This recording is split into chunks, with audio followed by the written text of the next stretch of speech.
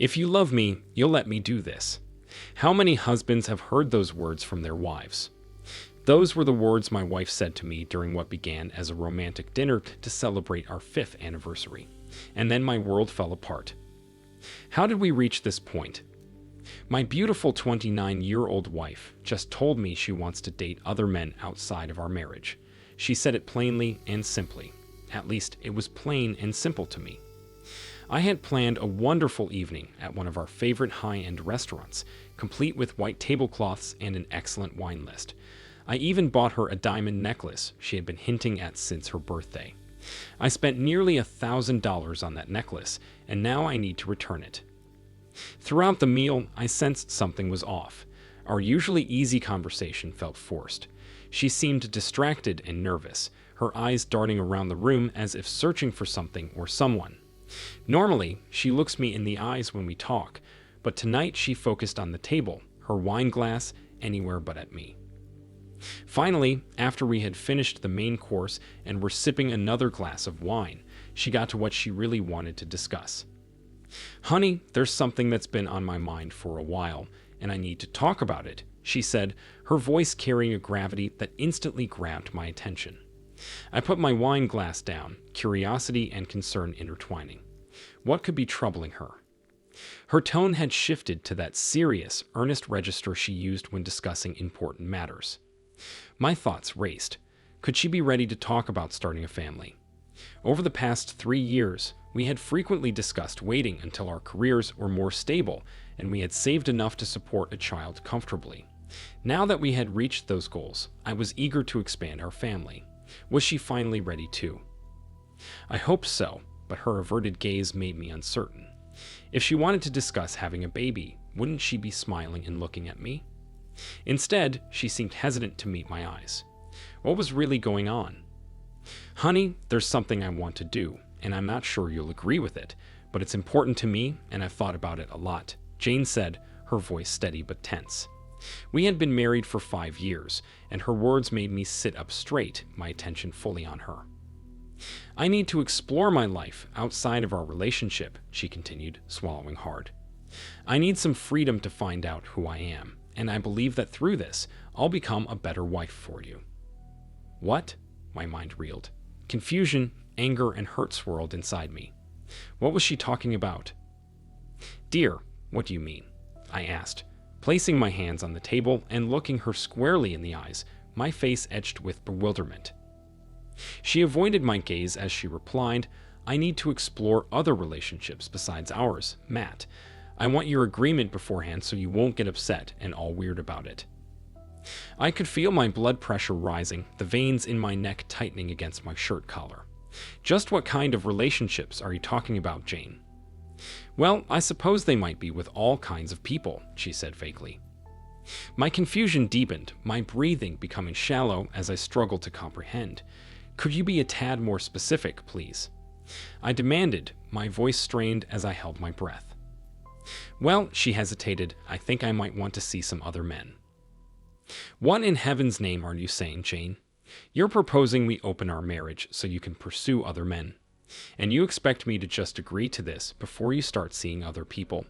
My voice rose in disbelief, drawing the attention of nearby diners. "Lower your voice, darling. There's no need to make a scene," Jane urged, attempting to hush our conversation. I realized she'd chosen this public setting to drop her bombshell, likely hoping to mitigate any explosive reactions from me. She'd caught me off guard, leaving me feeling sick to my stomach, ready to regurgitate our expensive dinner on the spot. My insides twisted into knots, and all I could manage was a shaky, "Why? Why do you feel the need to be with other men, Jane?" I pressed, struggling to comprehend her sudden request. "Well, I believe I need some space to find myself," she explained calmly. "Find yourself? What does that even mean, Jane? Aren't you suggesting you want to date other men? Are you leaving me?" My heart raced with a mix of confusion and fear. "No, my love, I'm not leaving you. There are various reasons behind this decision. But trust me, I still love you deeply, and you're my soulmate. I envision a future with a family and growing old together. Yet at this moment, I need to explore certain aspects of myself that I'm not currently experiencing. I'm asking for your permission to explore those feelings just for a few months. Then I'll be fully yours again, I promise, your devoted wife, she reassured me. All right, this was beyond anything I could have anticipated. During our anniversary dinner, my wife dropped a bombshell. She wants to date other men. She expects me to passively accept this arrangement while she explores, assuring me that our marriage will resume once she feels satisfied, as though nothing significant has occurred. According to her, she'll even be a better spouse for it. I was floored. Words escaped me. My mind went blank. I couldn't even breathe. I rose from my seat, placed my napkin on the table with care, finished the last of my wine, delicately set down the glass, then turned and exited the restaurant. Honey, where are you going? I'm not sure, but I think you should call a cab to get home. Exiting the restaurant, I located my car, ignited the engine, shifted into gear, and simply drove. Directionless, my head pounded mercilessly, the ache originating at the base of my skull before spreading throughout. Time slipped away, and my surroundings blurred into obscurity. The following morning, awakening within the confines of my car, unfamiliarity greeted me.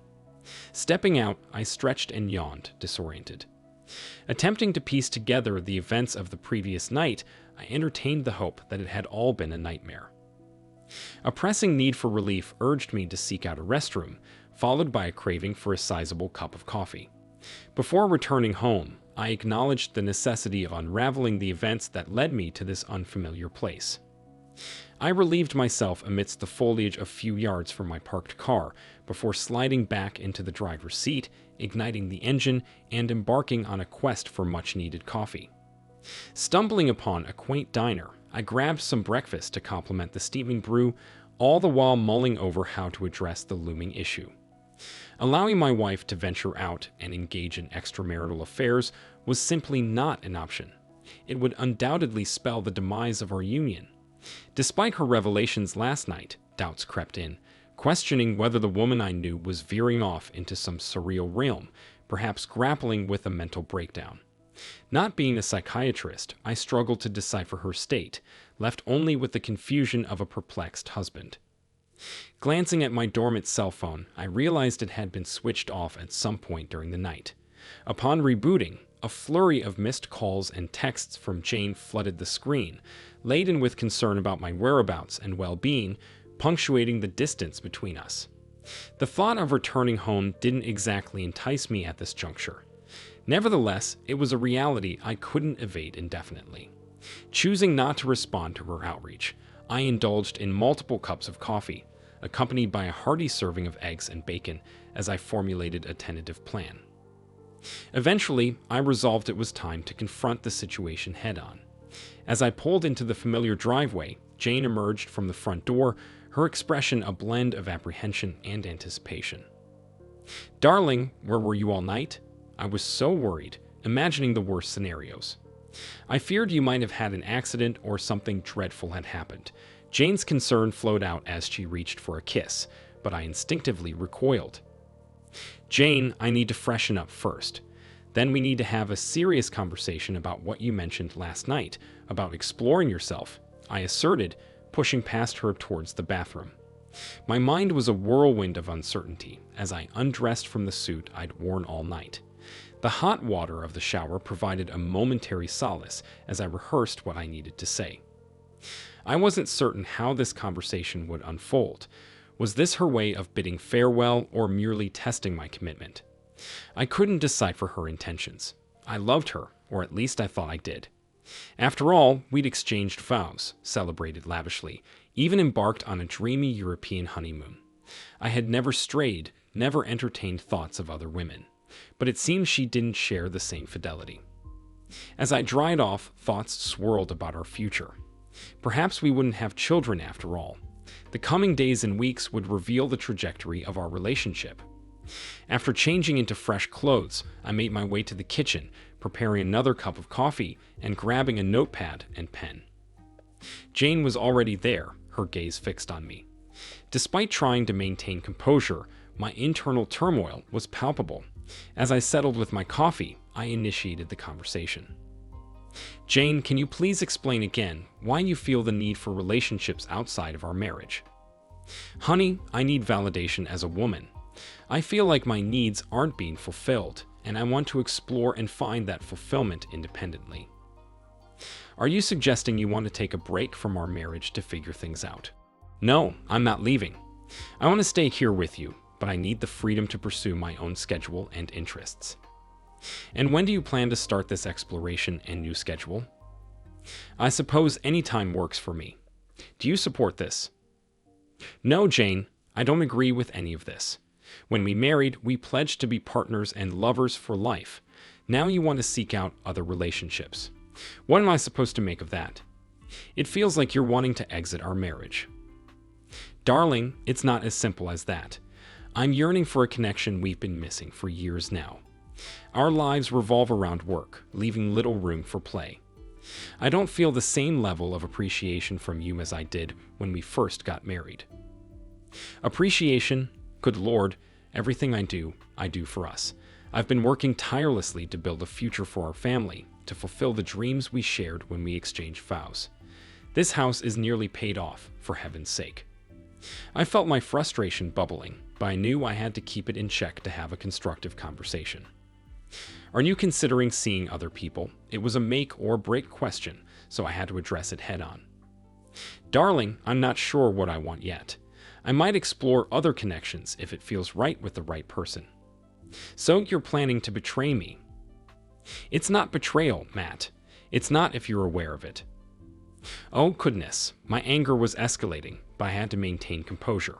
I took a deep breath, trying to keep a clear head. I understand. I paused, taking a long sip of my coffee, wishing it were something stronger. I needed to control my emotions and navigate this conversation carefully. So, let me get this straight, Jane. You're planning to meet other men, go on dates, and possibly sleep with them while still living here at home. Is that correct? Honey, it's not that simple. Really, because it seems pretty straightforward to me, Jane. Are we supposed to do anything together during this time? You do remember you're still a married woman, right? Are we just putting our marriage on pause? Do you expect us to sleep in the same bed while this goes on? Matt, you and I are a family. I love you very much and want us to continue being a family. This will just be something I do occasionally to figure out what I need for myself. And how often is that going to be, Jane? Every weekend? Twice during the week? Every night? How much exploration are we talking about? I don't know yet, honey. Why is that such a concern? Because I need to figure out what I'll be doing while you're out dating and sleeping with new boyfriends. I don't have a boyfriend yet, honey, Jane said. I took a deep breath, trying to keep my composure. The anger bubbling within me was nearly explosive, and I had to struggle not to break something in my frustration. Jane, I need to understand this fully before we go any further. Have you really decided that this is what you want? Have you considered what this will do to our marriage? Jane nodded but didn't actually answer my question. It was clear she hadn't seriously considered how all this might affect me. She seemed oblivious to the fact that I would have my own thoughts and feelings about her decision. Then she hit me with it. If you love me, you'll let me do this. My response was immediate. If you love me, Jane, you won't do this. This was my definitive boundary. Honey, I've made up my mind. This is what I'm going to do, and you can't talk me out of it. There it was, the ultimatum that would define the future of our marriage. She didn't seem to realize that being unfaithful, even with advance notice, would still break our marriage. Now, I needed to start formulating my plan. All right, here are my conditions, and they are non-negotiable, I said firmly, laying down the boundaries. You need to move out if you're determined to do this. I won't live under the same roof while you date other men. And if you think for a second that you can bring them here, think again. That's not going to happen. Her face fell. Honey, where am I supposed to live? You can stay with one of your friends. How about Maggie from school? You've been spending a lot of time with her, and she's divorced and lives alone. Call her and ask if you can stay for a while. If that's not an option, you can rent a short-term apartment. You'll be responsible for the rent, utilities, and your car payment. Jane was a grade 3 teacher at the elementary school and earned a decent income. I, as a forensic auditor at a major firm, also had a good salary with annual bonuses. Financially, she was capable of managing. From what you've said, it seems I'm not giving you everything you need in our relationship, I remarked. For the first time, Jane looked me in the eye, perhaps thinking she had won this battle that she had bet me to her will. I continued, if you want an open marriage, I suppose I'll have to be patient during your escapades. Are you really planning to come back to me after all this, Jane? Honey, of course. I love you deeply. You're my husband.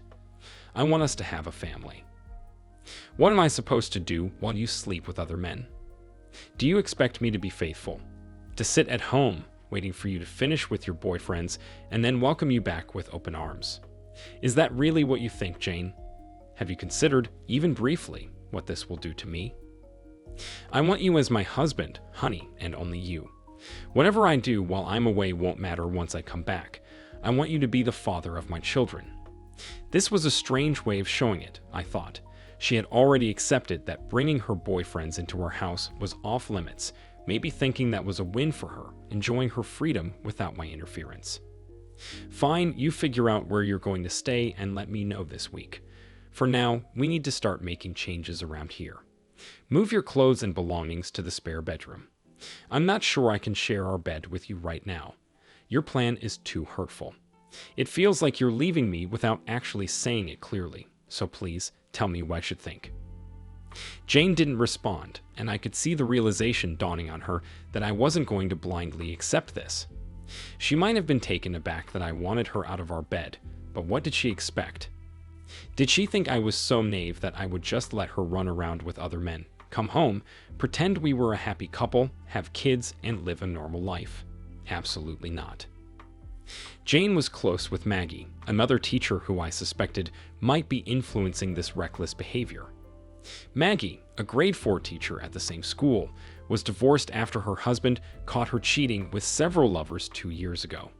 She was an attractive woman at 35, but her downfall was her promiscuity.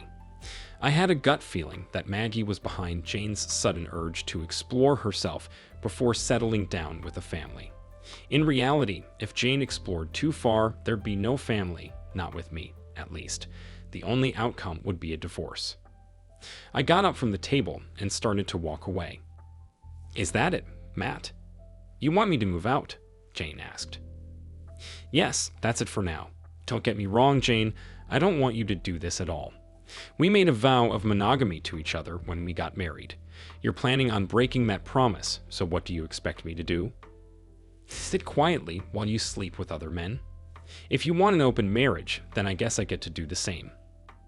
Jane was speechless, and I left before the conversation turned into a shouting match.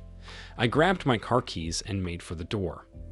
Honey, where are you going? She called after me. I'm not sure, but don't forget to move your things to the spare room and start finding a place to stay.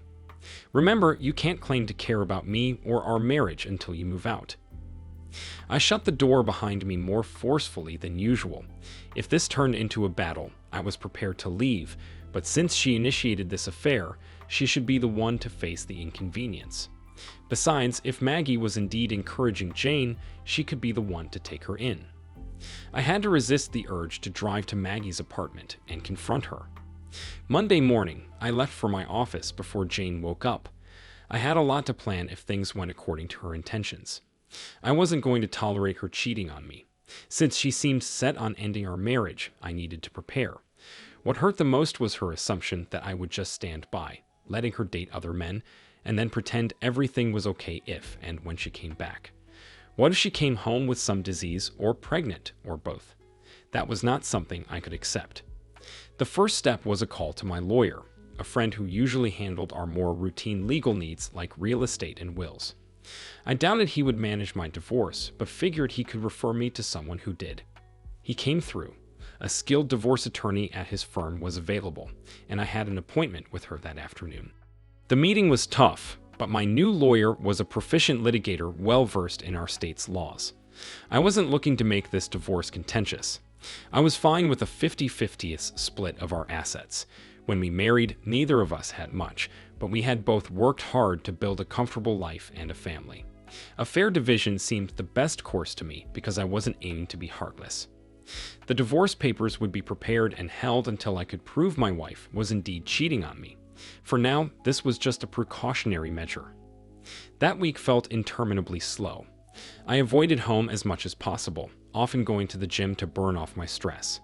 I noticed Jane spent a lot of time with her friend Maggie, and announced on Thursday that she would stay with Maggie for a couple of weeks until she found a more suitable place.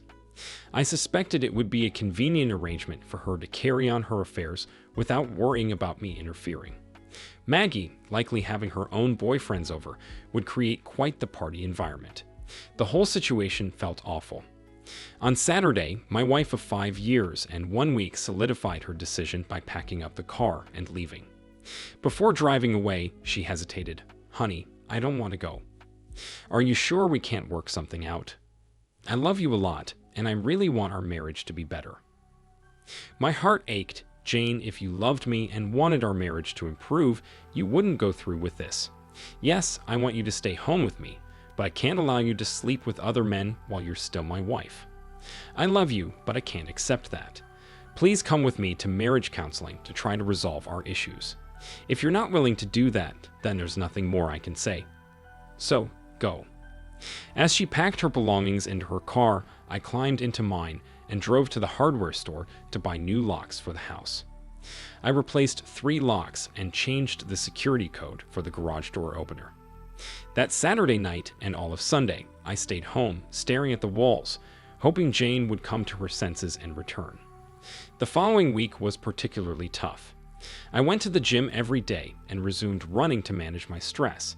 Sometimes I felt overwhelmingly depressed and was tempted to go to her and plead for her to come back. I struggled to grasp the reality that my wife was leaving me to date other men while we remained married. I felt like a colossal failure. Was I so inadequate that my wife would flaunt her infidelity? Apparently so. In search of answers, I turned to the internet to understand the psychology behind cheating and why spouses are unfaithful. I was astonished to learn that around 40% of married people cheat, and of that group, nearly 90% stay in their marriages. Often, cheating is silently tolerated, especially when children are involved. It's easier to accept infidelity if it's discreet and continue as if nothing is happening. Women who cheat generally express that they love their husbands and families, but crave excitement that they aren't getting at home. Many women involved in affairs describe home life as overwhelming, filled with the daily grind of managing the family and chores. Intimacy with their husbands feels mundane. They seek the thrill of a lover who focuses solely on them, without discussing kids or business immediately after. Perhaps the secret to a successful marriage is to treat your spouse as if you're having an affair, with all the excitement, but without the betrayal. Maybe I should try to pick up my wife at the club she frequents with Maggie. People cheat for various reasons: lack of warmth, passion, communication, and sometimes revenge. Some women claim they cheat to save their marriages, though I'm skeptical. They have shared these reasons with researchers studying marital infidelity. Marriage is complex, and relationships require effort. Open marriages, where both partners agree to have other relationships, seldom endure over time. Emotional attachments inevitably form, feelings get hurt, and most end in divorce.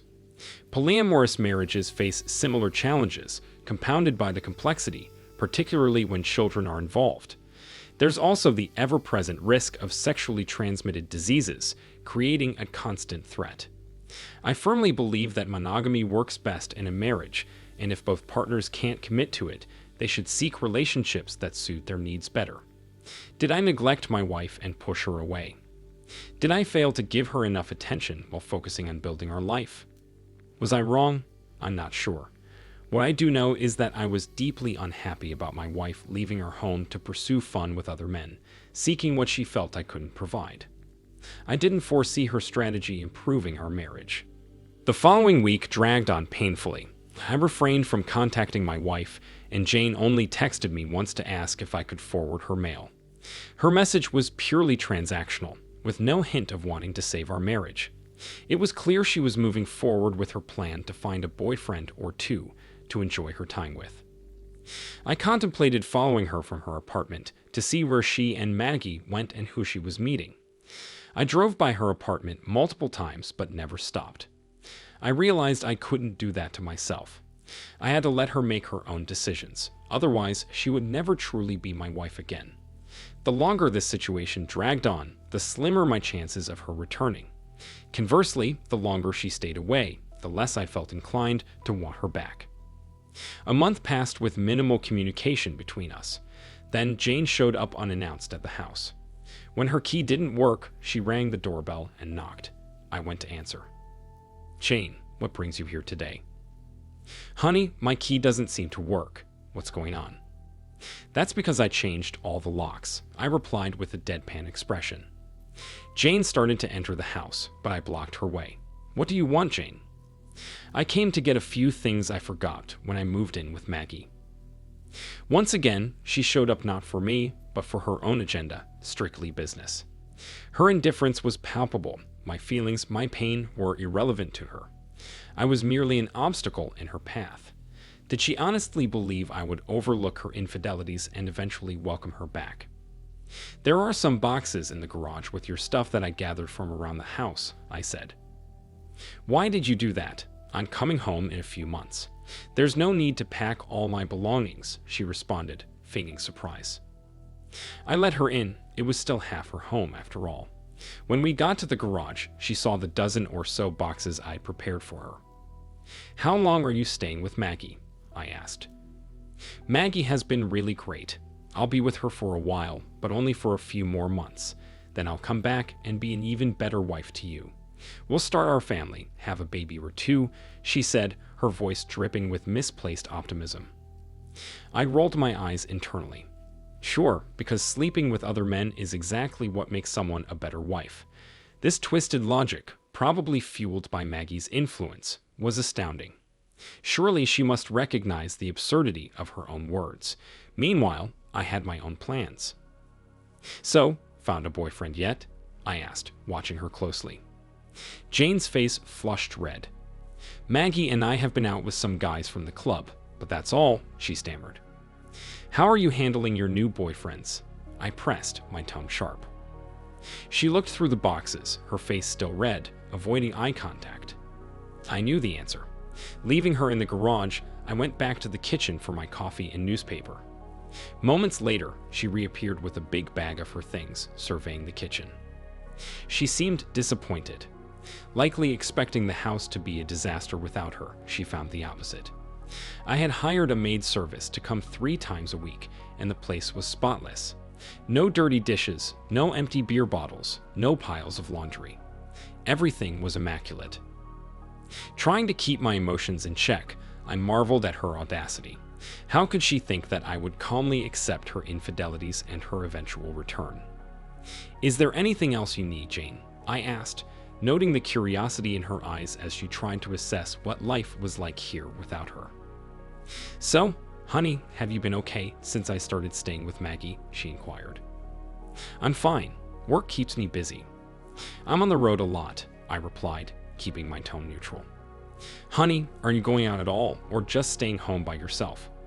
Here it was, the inevitable question. What's good for the goose is good for the gander, I thought. Time to drop a little bombshell and see her reaction. "I've been keeping busy. I joined a cycling group that meets twice a week. We ride 40 to 60 miles as a group, and then usually grab a beer and a burger afterward. It's been a lot of fun meeting new people. They're a great bunch," I said, watching her closely. Between the cycling and the stress she caused me, I had lost 15 pounds over the past few weeks. The exercise probably saved me from a mental breakdown, and I made sure to avoid too much alcohol. It wouldn't help in the long run. "That's nice," she said, though her tone was laced with a hint of something more.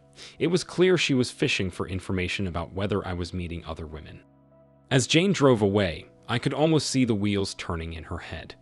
Perhaps her grand plan wasn't unfolding as she'd anticipated.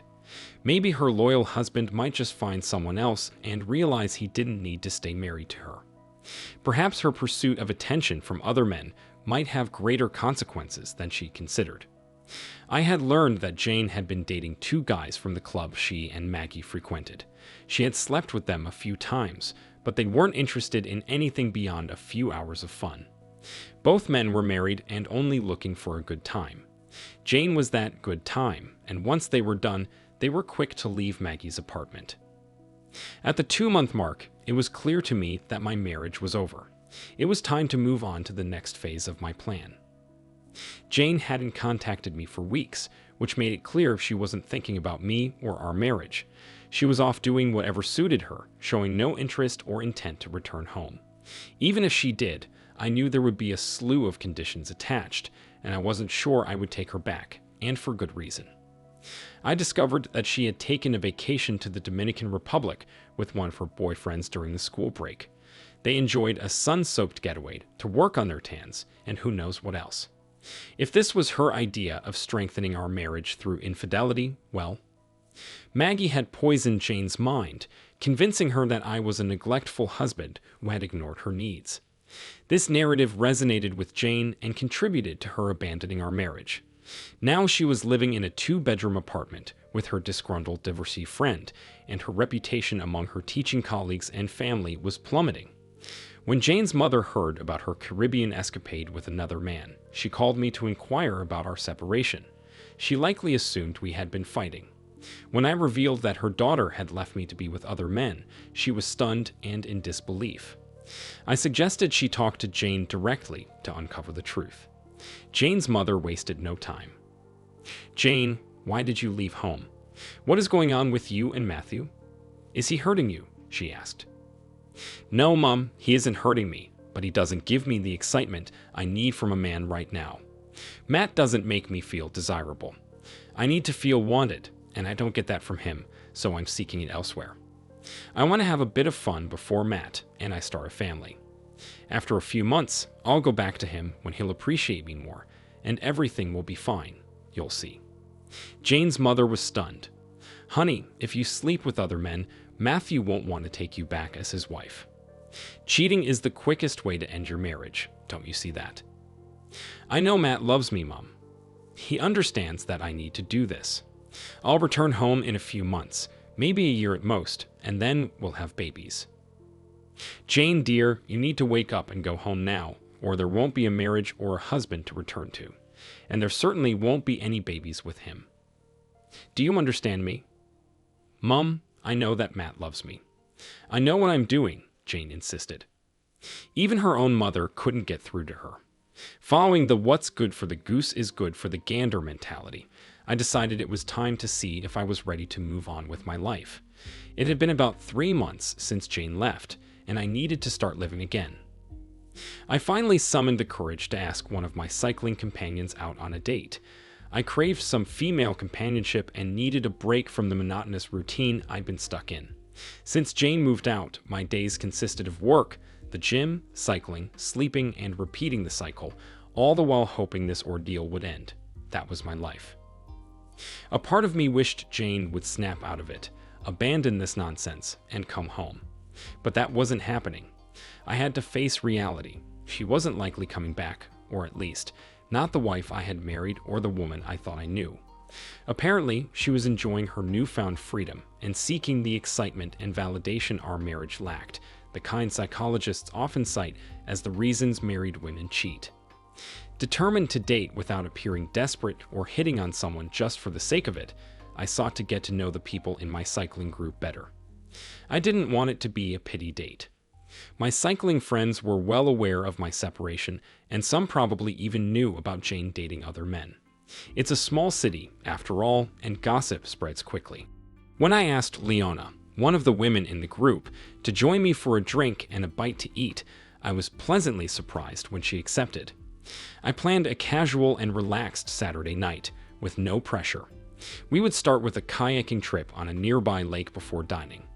Although Leona had never kayaked before, I assured her it was a lot of fun, having done it quite a bit in the past. She was enthusiastic about trying it, so our date was set. The outing turned out to be fantastic. Leona enjoyed the kayaking. We paddled about 10 miles over 3 hours. We then headed to a nice restaurant for a relaxed meal and drinks. I had a steak with French fries and a local craft beer, while Leona opted for pasta and white wine. It was informal and low-key, just as I had hoped. Afterward, we grabbed some ice cream from a stand on the waterfront boardwalk. When I drove her home, I told her I had a great time. I was planning to give her a kiss on the cheek, but she surprised me by leaning in and kissing me on the lips. It was an unexpected but delightful end to the evening. I didn't want to seem overly eager, so I waited until the regular Tuesday cycling meetup to arrange another date with Leona. To my surprise, she mentioned that she thought I wasn't interested because I hadn't called her. I quickly reassured her that it was quite the opposite. I had an amazing time and really enjoyed our date, especially being with her. We then made plans for a Saturday golf outing. I had read online that maintaining interest requires a fine balance between too much and too little communication.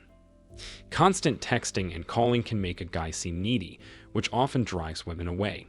So, I sent Leona a text on Friday saying I was looking forward to our golf game on Saturday and offered to pick her up if she liked, giving her the option to meet me at the golf course if she preferred. She chose for me to pick her up, so we set a time for early afternoon. We had a fantastic time on the golf course. Neither of us will ever be pro golfers, but we had a lot of fun. That evening, we had dinner at my place. We barbecued and shared a bottle of wine. As the night grew late, I got ready to drive her home.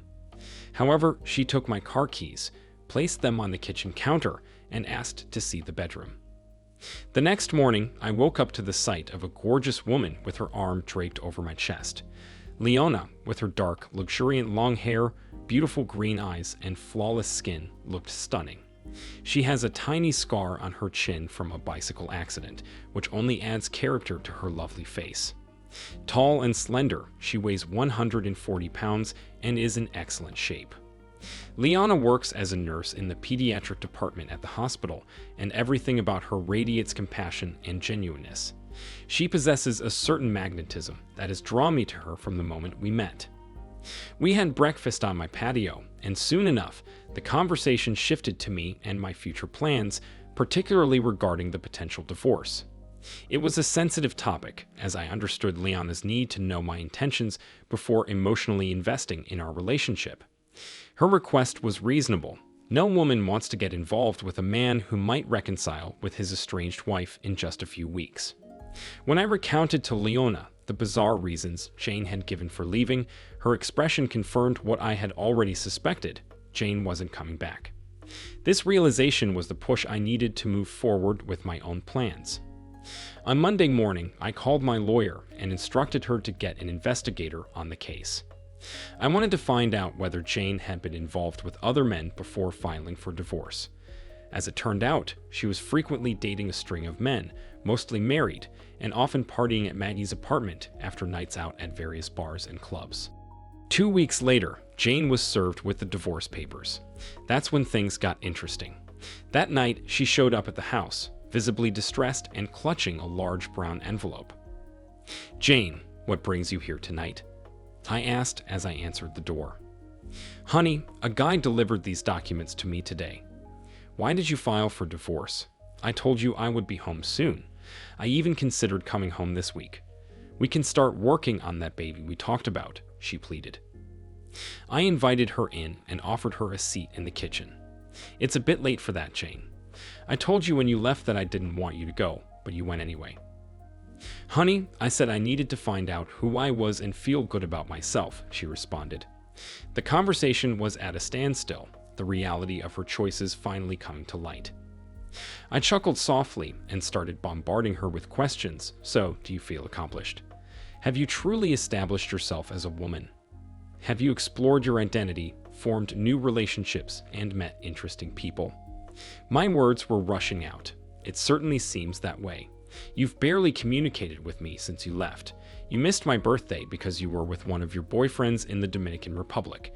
Even your mother called me, confused about why you didn't reach out to her on Mother's Day. Seriously, have you just been lying around to get screwed? Honey, I love you so much, and I realize I might have overstepped. I'm coming home tonight." I was shocked. "No, you're not." "Honey, what are you talking about? I'm still your wife, and this is still my house too. I'm going to Mag's place to collect my things, and I'll be home in a few hours. No, you're not. Did you read through the documents in that package you received? There's a judge's order at the end stating you can't come within 500 feet of this house until the divorce is finalized. Right now, you're technically violating that order. I'm not going to report it, but you need to leave. We'll handle everything in court. Jane was beginning to grasp that I took our wedding vows seriously. Commitments like love, honor, cherishing, fidelity, and not being involved with other men. This house isn't the issue, Jane. If you want it, that's fine. It's almost paid off, so my half would be worth about $150,000. That sum would make it yours entirely. Otherwise, we'll sell it and split the proceeds. It's that straightforward. But under no circumstances are you moving back in while I'm here. I escorted her to the door, closed it behind her, and locked it. A month later, we managed to avoid a court visit by quietly finalizing our divorce settlement. Jane received half of our shared assets, as she was legally entitled. We sold the house, and I moved on with my life. Jane returned to her new routine, but I heard through a friend that her situation had become complicated. She worked at a charter school, and the administration had advised her to tone down her social life. Apparently, some parents were upset about her seeing multiple men in the area and didn't want her teaching their children. It was mainly the mothers who were vocal, privately labeling her as a skank. There were even rumors suggesting that some of the fathers might have been among her lovers. Later, Jane was diagnosed with a sexually transmitted disease, not fatal, but serious enough to preclude intimacy for a year. This would have been less of an issue anyway, as she was pregnant. One of her lovers had fathered the child. Jane had been negligent with birth control, drank too often, and didn't insist on protection. The baby's father wasn't officially identified, but speculation pointed to one of her married colleagues at the school. With the divorce finalized, I was finally free of Jane. It's been about a year since this whole saga began. I bought a new house, received a promotion at work, and most importantly, Leona and I are now living together. We are thrilled to announce two wonderful pieces of news. We're getting married this summer, and we're expecting a baby around Christmas. Thank you for watching this video to the end. If you liked it, please like it and subscribe to the channel. See you soon.